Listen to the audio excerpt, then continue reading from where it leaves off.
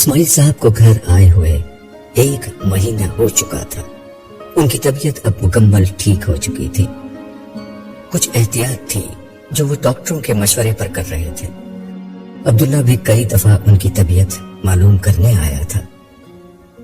ان دونوں کا ذوق مشترکہ تھا، یعنی مذہب، اس لیے زیادہ تر گفتگو بھی اسی حوالے سے ہوتی۔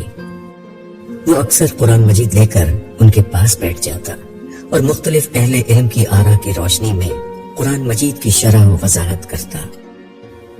رفتہ رفتہ اسماعیل صاحب اس کی سیرت کے ساتھ اس کے علم سے بھی متاثر ہوتے جا رہے تھے۔ انہیں عبداللہ کے ساتھ رہ کر اندازہ ہو رہا تھا کہ یہ لڑکا غیر معمولی ذہین اور باصلاحیت ہے۔ اس کے ساتھ اعلیٰ ذوق اور مطالعے کی عادت کی بنا پر اس کا علم اور سمجھ غیر معمولی ہے۔ جو بات ایک پڑھے لکھے مذہبی آدمی کو معلوم نہیں ہوتی تھی، وہ عبداللہ بہت آسانی سے بیان کر دیتا تھا۔ اسماعیل صاحب اکثر اس سے کہتے تھے کہ وہ بظاہر ایک عام سا غیر مذہبی شخص لگتا ہے، لیکن وہ کسی عالم سے زیادہ صاحب علم ہے۔ جواب میں عبداللہ ہنس کر خاموش ہو جاتا۔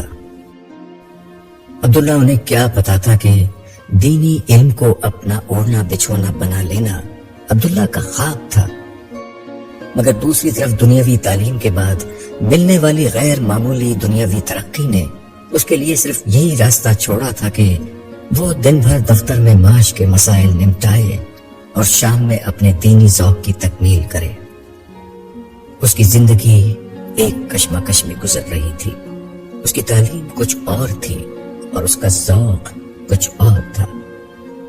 کچھ عرصہ قبل وہ عمرہ کرنے گیا تو خدا سے یہی دعا کرتا رہا تھا کہ اس کی منزل اس کے سامنے واضح ہو جائے، اس کے لیے ایسے راستے کھل جائیں کہ وہ اپنے آپ کو خدا کے لیے وقف کر سکے، مگر سر دست یہ ایک خواب تھا۔ حقیقت یہ تھی کہ خاندانی سرپرستی سے محروم ایک یتیم کے سامنے پہلا مقصد یہ تھا کہ وہ اپنی بنیادی ضروریات، گھر، گاڑی، شادی، بچوں اور خاندان کی ضروریات پوری کرے۔ اسماعیل صاحب کے گھر میں اسے اپنی منزل نظر آنے لگی تھی۔ نائمہ اس کے دل کے دروازے پر دستک دیے بغیر داخل ہوئی اور چپکے سے خانہ دل پر اپنا مستقل نقش بنا لیا۔ یہ نقش مٹانا اب ممکن نہیں رہا تھا۔ دوسری طرف اسماعیل صاحب بھی کئی دفعہ دبے لفظوں میں یہ بات کہہ چکے تھے کہ وہ اسے اپنا بیٹا بنانا چاہتے ہیں۔ یوں وہ اپنی نئی زندگی کے خواب آنکھوں میں سجائے ہر گزرتے دن کے ساتھ اپنی منزل کی طرف بڑھ رہا تھا، اس بات سے بے خبر کہ ان قریب اس کے خواب بکھرنے والے ہیں۔ ایک شام جب عبداللہ اسماعیل صاحب سے مل کر اپنے گھر روانہ ہوا تو آمنہ بیگم اسماعیل صاحب کو دوا کھلانے ان کے کمرے میں آئی۔ اسماعیل صاحب نے دوا کھانے کے بعد اپنی بیٹی سے دریافت کیا، بیٹا تم نے نائمہ سے عبداللہ کے حوالے سے بات کی؟ مجھے اپنی زندگی کا دھڑکا لگا رہتا ہے اور یہ لڑکا مجھے بہت پسند ہے۔ میں چاہتا ہوں کہ اپنی زندگی ہی میں نائمہ کی ذمہ داری سے فارغ ہو جاؤں۔ ابو، نائمہ اس رشتے پر راضی نہیں ہے، آمنہ بیگم نے سر جھکا کر جواب دیا۔ یہ سن کر اسماعیل صاحب کچھ دیر کے لیے خاموش ہو گئے۔ انہیں شاید یہ امید نہیں تھی کہ ان کی نواسی ان کے پسند کیے ہوئے رشتے سے انکار کر دے گی۔ کچھ دیر کی خاموشی کے بعد انہوں نے پوچھا، عبداللہ میں خرابی کیا ہے؟ وہی جو نائمہ کے والد شہزاد میں تھی، آمنہ بیگم نے اداسی کے ساتھ جواب دیا۔ شہزاد کے ساتھ تو تقدیر نے خرابی کی، ورنہ آج وہ زندہ ہوتا تو صورتحال بالکل مختلف ہوتی، مگر تقدیر ہر دفعہ خراب نہیں ہوتی۔ اب زمانہ بدل گیا ہے ابو، آمنہ نے سمجھانے والے انداز میں کہا۔ اب ہم اپنی اولاد پر اپنی مرضی نہیں ٹھونس سکتے۔ آج کے بچے ہماری نسل کی طرح اپنی قسمت پر صابر اور شاکر نہیں رہتے، وہ اپنی قسمت آپ بنانا چاہتے ہیں۔ وہ فیصلے سنتے نہیں، اپنے فیصلے آپ کرنا چاہتے ہیں تاکہ ان کے فیصلے غلط ہوں تو اس کا الزام کم از کم اپنے آپ کو دیں، اپنے پیاروں کو تو کٹہرے میں کھڑا نہ کریں۔ تمہاری بات ٹھیک ہے، مگر دیکھو تو صحیح عبداللہ میں کتنی خوبیاں ہیں۔ وہ اچھی شکل کا ہے، بہت باصلاحیت ہے، اچھی ملازمت کرتا ہے، پھر اس نے ابھی ہسپتال میں ہمارا کس طرح ساتھ دیا ہے، سارا دن جاب کرتا اور ساری رات میرے سرہانے کرسی پر بیٹھا رہتا تھا۔ اور نیک دیکھو کتنا ہے۔ اگر نیکی، شرافت اور صلاحیت کو دیکھنے میں نائمہ کی نوجوان آنکھیں کامیاب نہیں ہو رہی ہیں تو تم تو دیکھ سکتی ہو۔ ابو نائمہ جہاں سے زندگی شروع کرنا چاہتی ہے، عبداللہ شاید بڑھاپے تک بھی اس منزل پر نہ پہنچ سکے۔ آپ یہ بھی تو دیکھیے، عبداللہ اور اس کے خاندان کا ہمیں بہت زیادہ پتہ نہیں ہے۔ اتنی کم ملاقاتوں میں اتنے بڑے فیصلے نہیں کیے جاتے۔ پھر نائمہ کے لیے اور بہت سے رشتے آ رہے ہیں۔ نائمہ خوبصورت ہے، تعلیم یافتہ ہے، اچھے گھرانے سے ہے۔ ایک دو رشتے نائمہ کے اور آئے ہوئے ہیں، ان میں سے ایک تو بالکل ویسا ہی ہے جیسا نائمہ چاہتی ہے۔ کہیں نائمہ کی اپنی کوئی پسند تو نہیں؟ اسماعیل صاحب نے ایک امکان کو سامنے رکھتے ہوئے پوچھا تو آمنہ بیگم نے فوراً تردید کر دی۔ نہیں، ایسی کوئی بات نہیں۔ نائمہ کا کبھی کسی لڑکے سے کوئی ربط و ضبط نہیں رہا، بس اس کے کچھ خوف ہیں کہ جو محرومی اس نے جھیلی ہے اس کی اولاد کو نہ دیکھنی پڑے۔ پھر اس کے پس منظر کی لڑکیاں اونچا ہی سوچتی ہیں۔ اس جیسی شکل و صورت کی لڑکی فطری طور پر آج کل کے معاشرے میں رہ کر ایسا ہی سوچے گی۔ معاشرے میں خوبصورتی کا جو سکہ سب سے زیادہ چلتا ہے وہ نائمہ کے پاس بے حساب ہے۔ پھر وہ اوسط درجے کے ایک رشتے پر کیسے قانع ہو جائے؟ میں بھی اسے کوئی عقل مندی نہیں سمجھتی۔ ماں نے اپنا وزن بیٹی کے پلڑے میں ڈالتے ہوئے گویا اپنا فیصلہ بھی سنا دیا۔ دوسرا رشتہ کیسا ہے؟ اسماعیل صاحب نے ہار مانتے ہوئے بیٹی سے دریافت کیا۔ بہت امیر گھرانہ ہے، لڑکا امریکہ میں تعلیم کے آخری مرحلے میں ہے، چند مہینے میں آنے والا ہے، اور وہ لوگ اس کے بعد فوراً ہی شادی کرنا چاہتے ہیں۔ میں نے تصویر دیکھی ہے لڑکے کی، بہت اچھا لڑکا ہے۔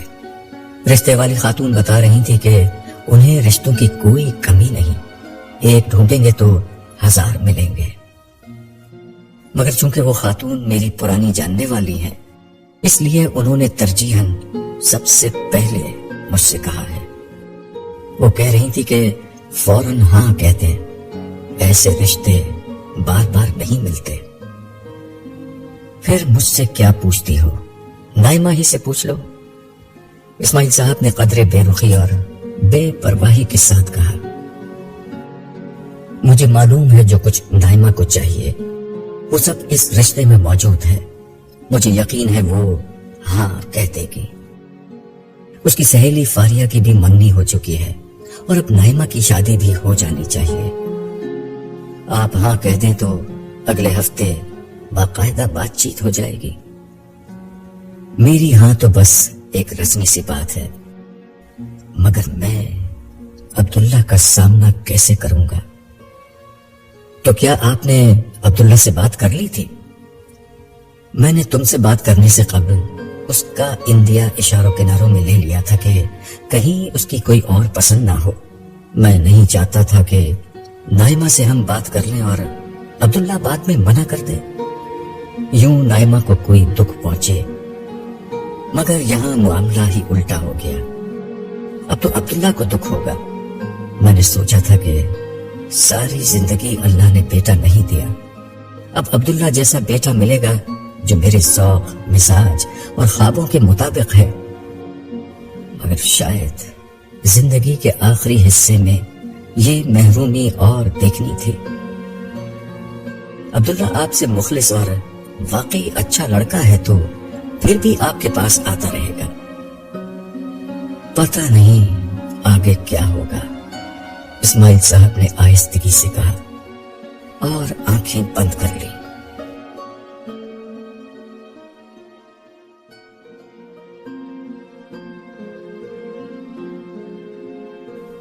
2 ہفتے بعد ایک سادہ تقریب میں نائمہ کی منگنی ہو گئی. لڑکا ملک سے باہر تھا. اس کے گھر والے زیورات اور مٹھائی لے کر ان کے گھر آ گئے تھے. اسی موقع پر شادی کی تاریخ بھی طے پا گئی جو 3 مہینے بعد کی تھی. اس موقع پر دونوں طرف کے لوگ بہت خوش تھے.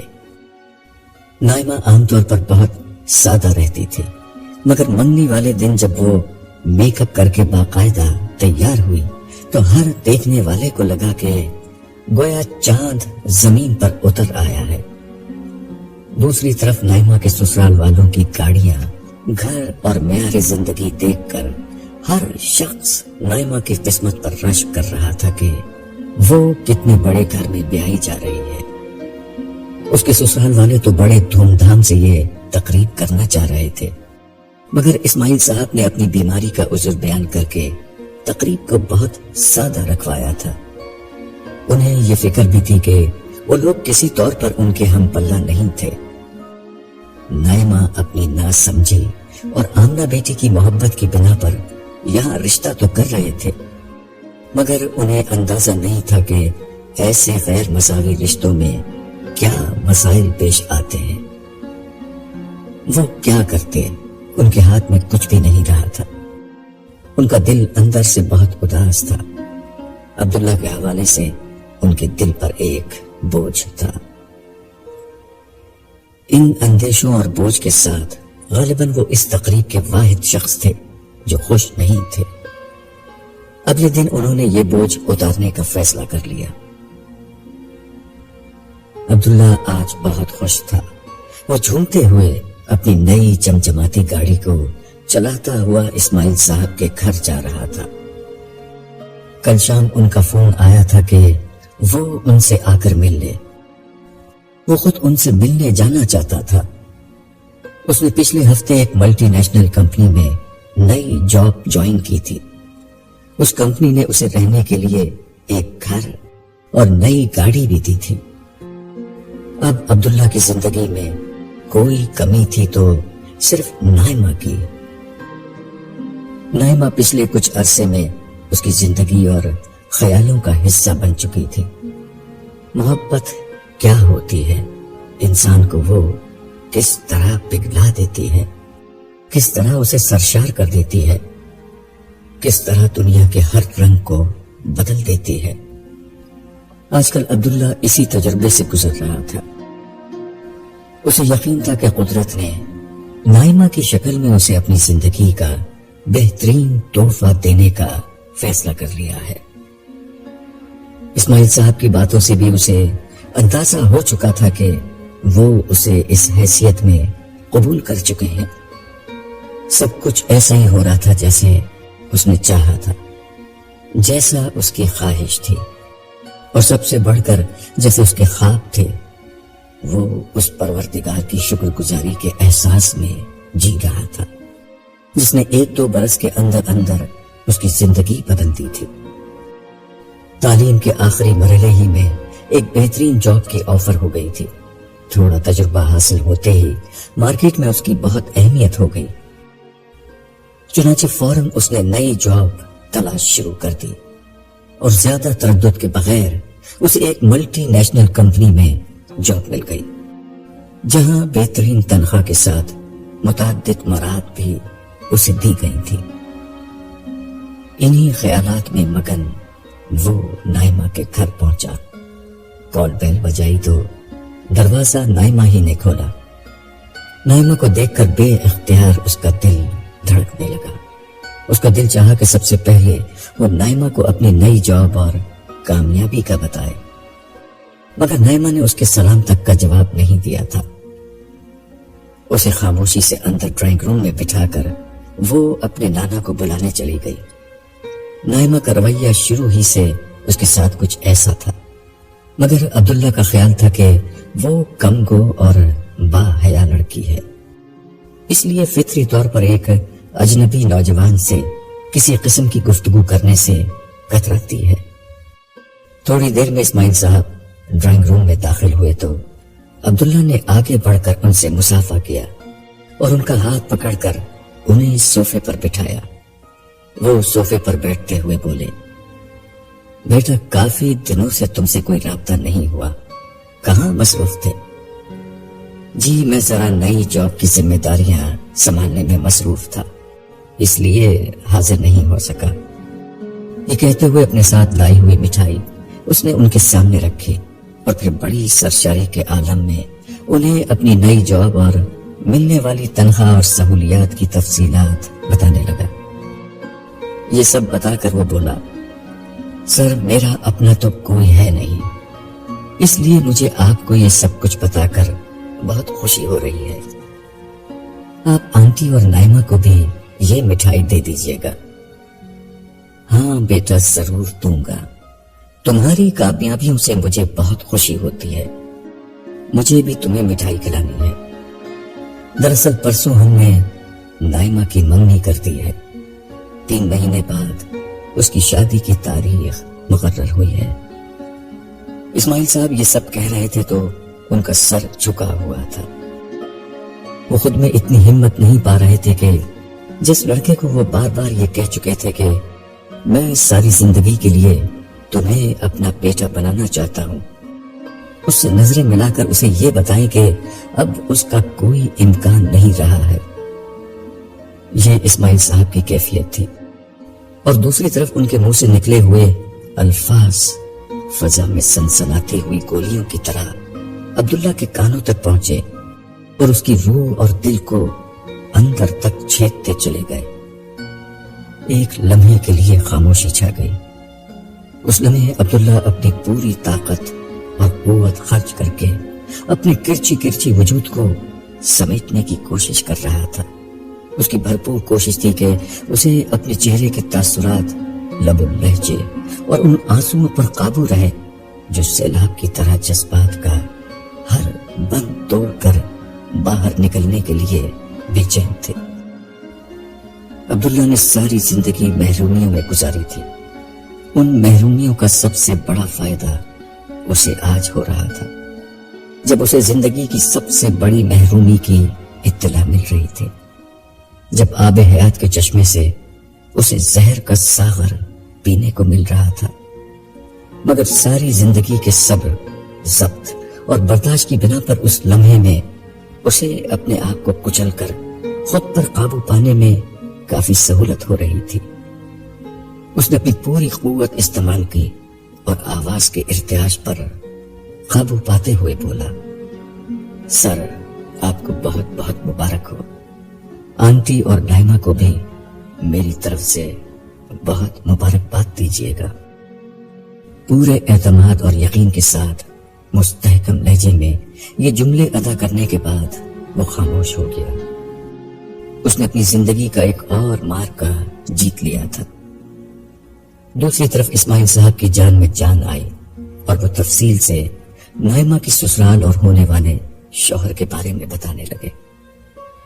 اس بیان میں دولت، کارخانوں اور گاڑیوں ملازموں کی تفصیلات بہت زیادہ تھی۔ یہ بات بھی اس میں شامل تھی کہ لڑکا ہارورڈ یونیورسٹی میں پڑھ رہا ہے اور ہنی مون کے لیے اس کا پروگرام تھا کہ یورپ اور امریکہ کے 2 بر اعظموں میں جایا جائے۔ شاید اسماعیل صاحب لاشعوری طور پر یہ تفصیلات بیان کر کے عبداللہ کے سامنے اپنی پوزیشن صاف کر رہے تھے کہ ایسے رشتے کا انکار ہم کیسے کر سکتے تھے۔ وہ یہ بات بتا کر عبداللہ کو دکھی نہیں کرنا چاہتے تھے کہ جس لڑکی کو وہ دل کی گہرائیوں میں جگہ دے چکا ہے وہ اسے پہلے ہی دھتکار چکی تھی۔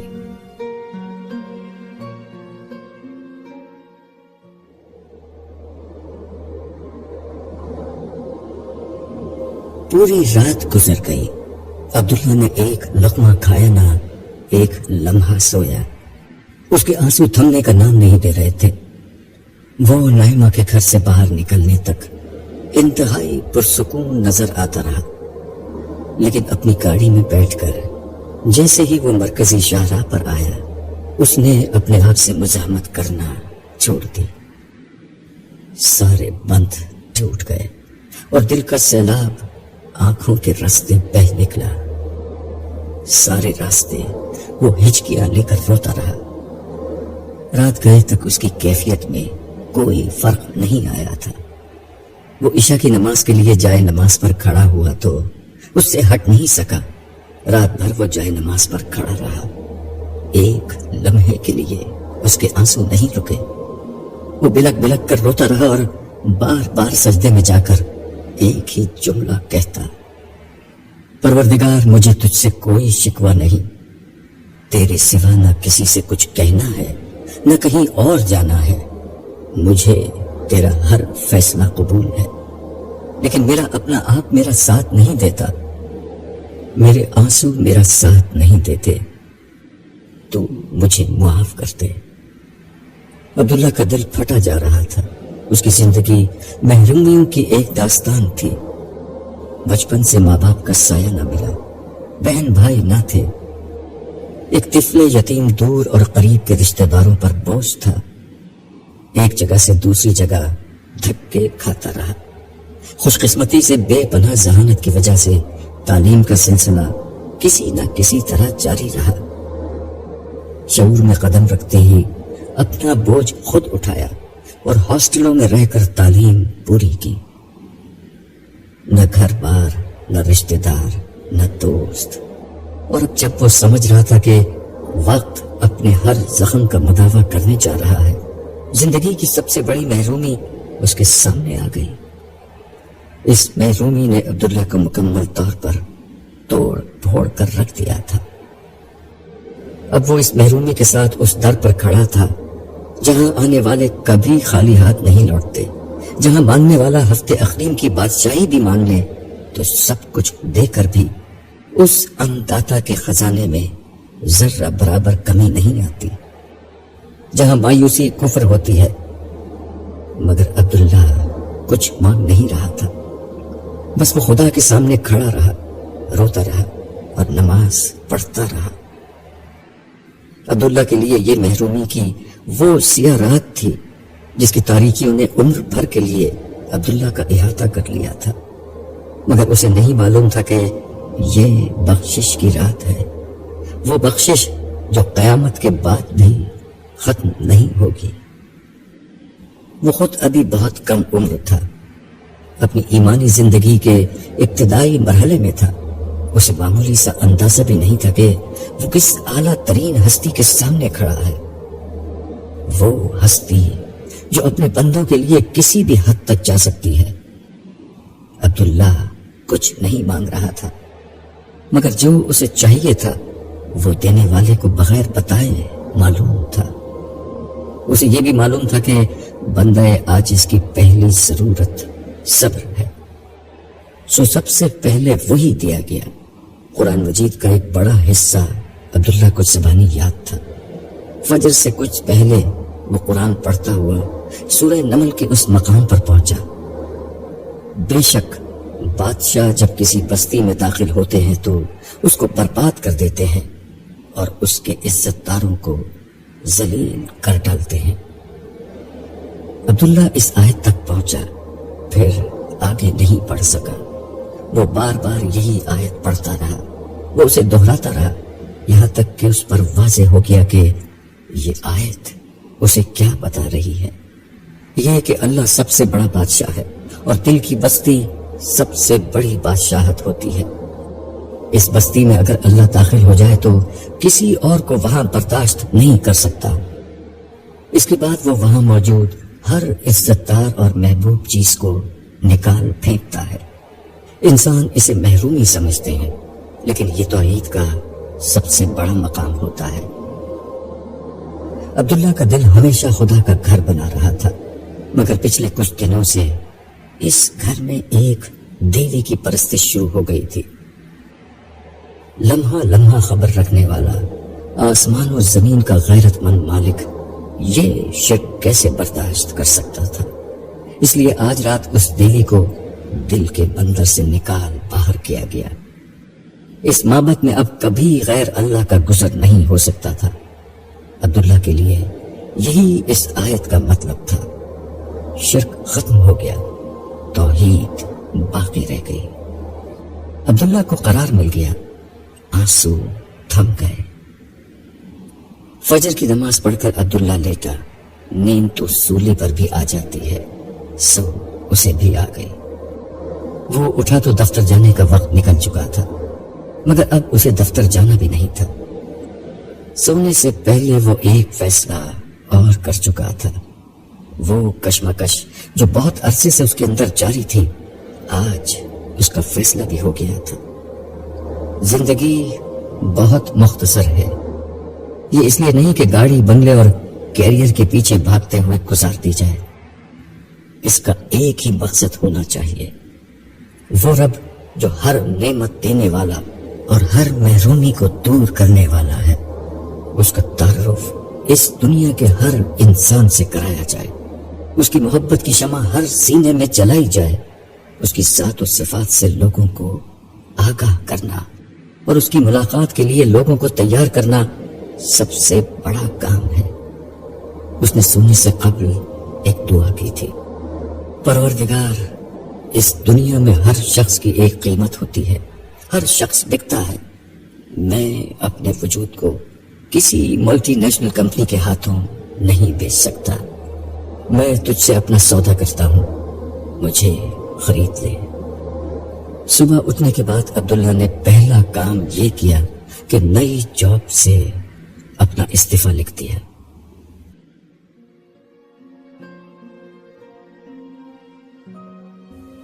جیسے جیسے نائمہ کی شادی کے دن قریب آ رہے تھے، شادی کی تیاریوں کا سلسلہ زور پکڑتا جا رہا تھا۔ اسماعیل صاحب کی بیشتر بچت پہلے ہی عمرے میں نکل چکی تھی، پھر وہ دل کی انتہائی مہنگی بیماری کا شکار ہو گئے۔ جو بچا تھا کچھ وہ ملایا اور کچھ سرمایہ ایک پلاٹ بیچ کر حاصل کیا اور سارے پیسے بیٹی کے حوالے کر دیے۔ آمنہ بیگم ایک سلیقہ مند خاتون تھی، نائمہ کے لیے وہ اس کے بچپن ہی سے کچھ نہ کچھ بچا رکھتی تھی، اس لیے عزت و آبرو کے ساتھ تیاری ہو رہی تھی۔ مگر جن لوگوں سے واسطہ پڑا تھا ان کے مقابلے میں ہر تیاری بے وقت تھی۔ اس بات کا اندازہ اسماعیل صاحب کو پہلے دن سے تھا، اب آمنہ بیگم کو بھی ہر گزرتے دن کے ساتھ ہوتا جا رہا تھا۔ جیسے جیسے لڑکے والوں کی طرف سے شادی کے انتظامات اور تیاریوں کی تفصیل ان کے سامنے آتی، ان کے ہاتھ پاؤں پھولتے چلے جا رہے تھے۔ ان سب فکروں سے اگر کوئی بے خبر تھا تو وہ نائمہ تھی۔ یہ اس کی زندگی میں بڑی خوشی اور مسرت کے دن تھے۔ اس نے جو خواب دیکھے تھے ان کی تعبیر اچانک بہت تیزی سے اس کے سامنے نمودار ہو چکی تھی۔ خوشی کے ان لمحات کو وہ سب سے بڑھ کر اپنی گہری سہیلی فاریہ کے ساتھ مل کر انجوائے کر رہی تھی۔ آج بھی فاریہ نائمہ کے گھر آئی ہوئی تھی اور اس کے کمرے میں بیٹھی شادی کے جوڑے ٹانک رہی تھی۔ ہنسی مذاق اور گفتگو کا سلسلہ جاری تھا۔ باتوں باتوں میں فاریہ نائمہ سے کہنے لگی، تمہیں معلوم ہے باہر عبداللہ بھائی آئے ہوئے ہیں، نانا ابو کے کمرے میں ان کے پاس بیٹھے ہیں۔ اچھا، مجھے نہیں معلوم، نائمہ نے بے پرواہی سے جواب دیا۔ میں تمہارے پاس آنے سے پہلے آنٹی کے پاس گئی تھی، وہی بتا رہی تھی کہ انہوں نے جاب کر لی ہے۔ ہاں، میری منگنی کے 1-2 دن بعد وہ نئی جاب کی مٹھائی لے کر آیا تھا۔ ارے نہیں بھائی، یہی تو اصل بات ہے، وہ جاب تو بہت زبردست تھی مگر انہوں نے جاب بھی چھوڑ دی۔ ہاں، یہی ان مڈل کلاس اسٹرگلنگ نوجوانوں کا مسئلہ ہوتا ہے، ترقی کی خواہش میں جلدی جلدی جاب بدلتے رہتے ہیں، مگر بوڑھے ہونے سے پہلے اپنا گھر بنانا بھی ان کے لیے مشکل ہوتا ہے۔ نائمہ نے اس کی بات مکمل ہونے سے پہلے ہی تبصرہ کر دیا۔ ارے پاگل، پوری بات تو سن لو، انہوں نے بہت اچھی جاب چھوڑ کر پڑھانے کی پارٹ ٹائم جاب کر لی ہے اور باقی وقت میں وہ دینی علوم باقاعدہ سیکھ رہے ہیں۔ چلو اچھا ہے، سوسائٹی میں ایک مولوی کا اضافہ اور ہو جائے گا، نائمہ نے طنزیہ انداز کے ساتھ کہا۔ میں نے اپنی زندگی میں اتنا ڈیسنٹ اور نائس شخص نہیں دیکھا، بیچارے اچھی خاصی کیریئر جاب کر رہے تھے، اچانک دل میں کیا سمائی کہ ہر چیز پر لات مار کر اس سمت نکل گئے۔ فاریہ نے ہمدردی اور تاسف کے ملے جلے جذبات کے ساتھ کہا تو نائمہ تنک کر بولی، یہ احمق پہلے دن ہی سے ایک جاہل ملا تھا، پتہ نہیں کہاں سے نانا ابو کی جان کو چمٹ گیا ہے، چھوڑ کر ہی نہیں دیتا۔ نائمہ کے لہجے میں اتنی تحقیر تھی کہ فاریہ کو بہت برا محسوس ہوا۔ وہ نانا ابو کی جان کو چمٹے نہیں ہیں، بلکہ ان کا اور آمنہ آنٹی کا بہت بڑا سہارا بن چکے ہیں۔ دیکھو تم تو اپنے نئے گھر چلی جاؤ گی، مگر نانا اور آمنہ آنٹی تمہارے بعد تنہا رہ جائیں گے۔ ایسے میں عبداللہ بھائی ان کا بہت بڑا سہارا ہوں گے۔ میرے بعد وہ سہارا نہیں بنے گا، بلکہ اس نے تو میرے ہوتے ہوئے بھی مجھے اس گھر سے عملاً نکال دیا ہے۔ جسے دیکھو عبداللہ ہی کی تعریف کرتا ہے۔ نائمہ کے اس جملے سے فاریہ کو اندازہ ہونے لگا کہ ساری زندگی ماں اور نانا کی محبت کی تنہا حقدار نائمہ کو شاید یہ بات انتہائی ناگوار گزر رہی تھی کہ اس محبت میں اب کوئی دوسرا شریک ہو چکا ہے۔ فاریہ نے عبداللہ کی صفائی پیش کرتے ہوئے کہا، بات یہ ہے نائمہ کہ عبداللہ بھائی نے شروع ہی سے نانا کے ساتھ بڑی محبت و تعلق رکھا تھا، ان کی بیماری میں ان کا بہت ساتھ دیا۔ تمہیں تو شاید کوئی فرق نہ پڑا ہو، لیکن ان کے ہونے سے آنٹی اور نانا کو بہت سہارا تھا۔ پھر جب تم نے ان سے شادی کے لیے انکار کیا تو ہم سب کا خیال تھا کہ وہ ناراض ہو جائیں گے، مگر انہوں نے شکایت کا ایک لفظ تک نہیں کہا، بلکہ ان کا رویہ اور بہتر ہو گیا۔ شادی کے کتنے ہی معاملات میں وہی نانا ابو اور امی کی مدد کر رہے ہیں اور ان کو مختلف جگہوں پہ لے جاتے ہیں۔ ایسے بے خرچ اور بے لوث شخص سے کون محبت نہیں کرے گا؟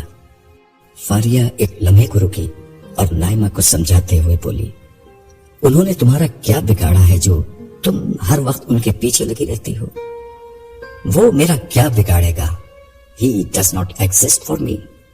بس اس کی باتوں سے چڑ آتی ہے۔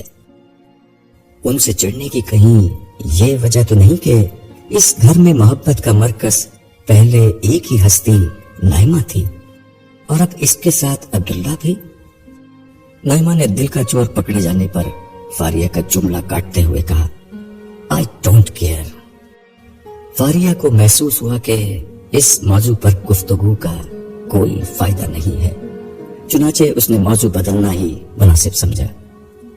چھوڑو یار، یہ بتاؤ کہ دولہا میاں سے کوئی بات چیت ہوتی ہے؟ نہیں بھائی، تم جانتی ہو میں بالکل بھی رومانٹک نہیں ہوں۔ امی اور نانا کو بھی پسند نہیں کہ کچے رشتوں میں لڑکا لڑکی ایک دوسرے سے بات کرے، اس لیے ان لوگوں کی خواہش کے باوجود امی نے میرا موبائل نمبر نہیں دیا۔ مجھے بھی یہ پسند نہیں ہے۔ لیکن یار ایک بات ہے، تمہاری لاٹری نکل آئی ہے۔ ہاں، تقدیر نے کبھی نہ کبھی تو مہربان ہونا ہی تھا۔ یار تم امیر ہو کر ہمیں بھول تو نہیں جاؤ گی؟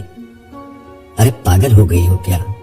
میں دولت اور اسٹیٹس کی بھوکی نہیں ہوں کہ اسے پا کر اپنا ماضی اور رشتے بھول جاؤں گی۔ بس میری خواہش تھی کہ زندگی کی محرومیاں جس طرح میری ماں اور مجھے ساری زندگی گھیرے رہیں، میری اولاد اور خاندان کو ایسے نہ گھیر لیں۔ فاریہ، زندگی بس ایک ہی دفعہ ملتی ہے۔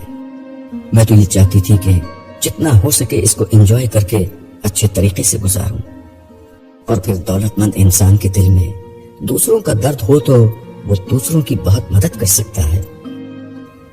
خیر، اس کا فیصلہ تو وقت کرے گا کہ دولت پا کر تم دوسروں کی مدد کرتی ہو یا اپنے پرانے رشتوں کو بھی بھول جاتی ہو۔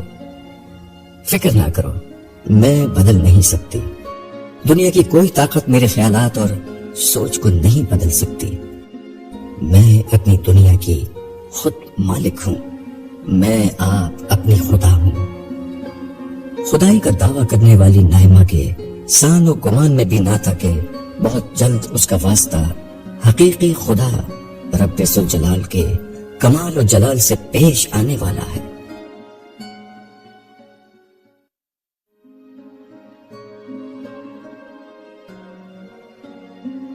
شفاف نیلگو آسمان کے نیچے وادی میں دور دور تک سبز گھاس کا فرش بچھا ہوا تھا۔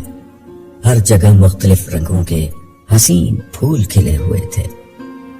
ہر رنگ ایسا تھا کہ نگاہوں کو اپنی طرف سے ہٹا کر کسی اور سمت متوجہ ہونے کی اجازت ہی نہیں دیتا تھا۔ ہوا کے مدھم جھونکوں کے ساتھ ہولے ہولے یہ پھول لہرا رہے تھے۔ یوں لگتا تھا کہ فطرت نے رنگوں کے تار پر کوئی سر چھیڑ دیا ہے، جس پر یہ پھول اور کوپلیں بے خودی کے عالم میں رقص تھیں۔ یہ وادی چاروں طرف سے بلند پہاڑوں سے گھری ہوئی تھی۔ کچھ پہاڑ اونچے اور شاداب درختوں سے لدے ہوئے تھے، کچھ ہری گھاس کا مخملی لباس پہنے ہوئے تھے۔ بعض پہاڑوں کی چوٹیوں پر برف جمی ہوئی تھی۔ سورج کی کرنیں جب ان برف پوش چوٹیوں سے ٹکراتی تو سنہری کرنوں کا عکس فضا میں بکھر جاتا۔ برف اتنی پاک و شفاف تھی کہ سفید رنگ ہر رنگ کا بادشاہ بن کر چمک رہا تھا۔ کہیں کہیں یہ سفیدی سورج کی شعاؤں سے منور ہو کر چاندی کا روپ ڈھال چکی تھی۔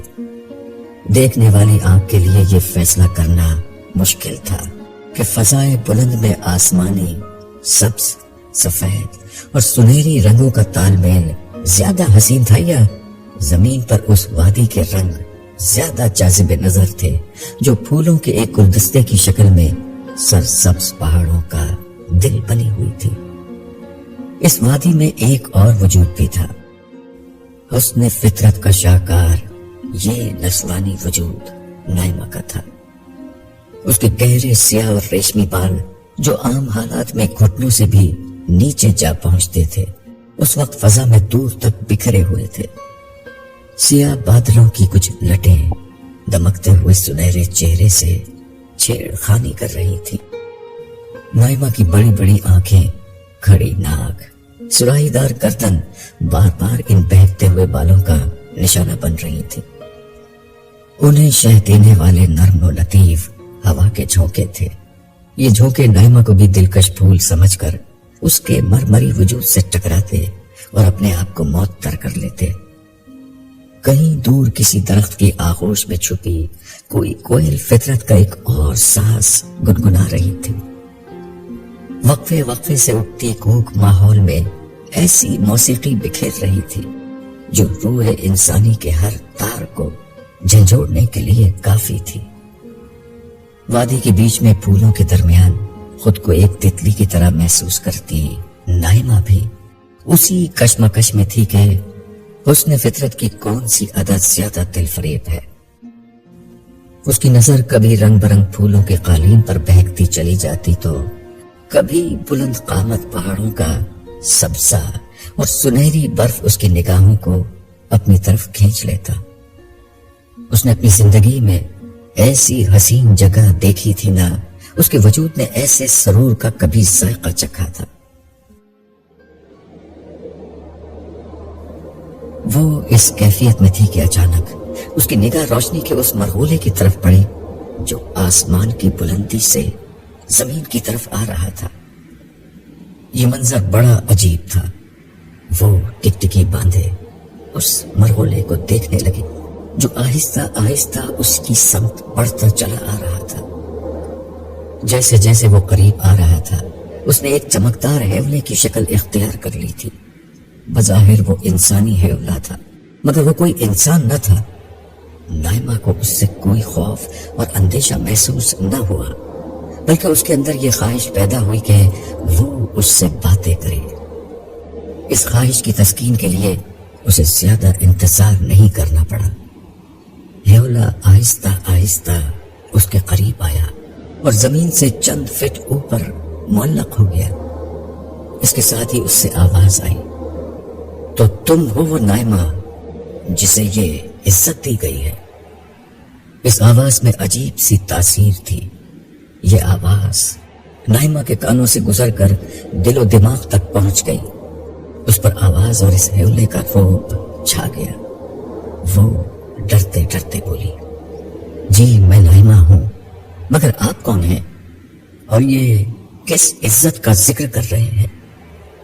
ایک دفعہ پھر وہی پرتاثیر آواز آئی، مجھے چھوڑو، صرف یہ جان لو کہ اپنی محبوب چیز ایک غریب کو دینے کی ادا تمہارے مالک کو پسند آئی، جس کے بعد اس نے تمہیں اپنے قرب کی عزت دینے کا فیصلہ کیا ہے۔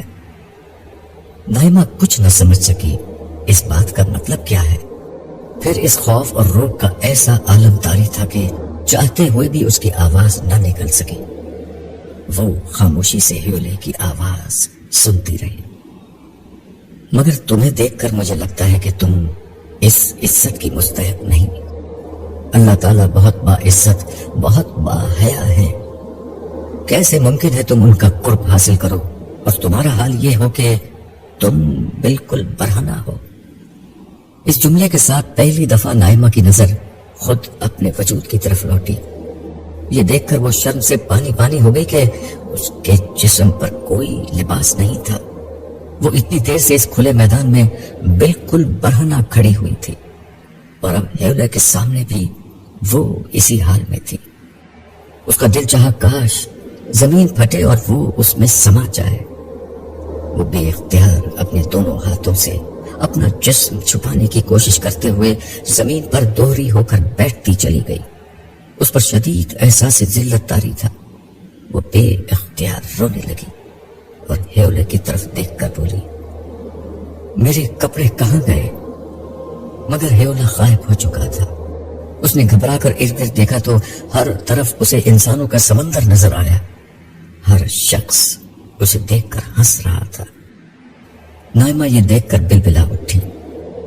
ذلت اور رسوائی کی اس حد کا اس نے کبھی تصور بھی نہیں کیا تھا۔ ہنسنے والے لوگ اب اس کی طرف دیکھ کر انگلیاں اٹھا رہے تھے اور دوسروں کو اس کے بارے میں بتا رہے تھے۔ وہ بے چین ہو کر کسی پناہ کی تلاش میں چاروں طرف دیکھنے لگی۔ ایسے میں اس کی نظر قہقہے لگاتے ہوئے ہجوم میں موجود ایک خاموش اور اداس شخص پر پڑی۔ اسے دیکھ کر اس کی شرمندگی اور بڑھ گئی۔ وہ اسے دیکھ کر چلائی اور بولی، یہ میں نے خود نہیں کیا، میں نے یہ خود نہیں کیا۔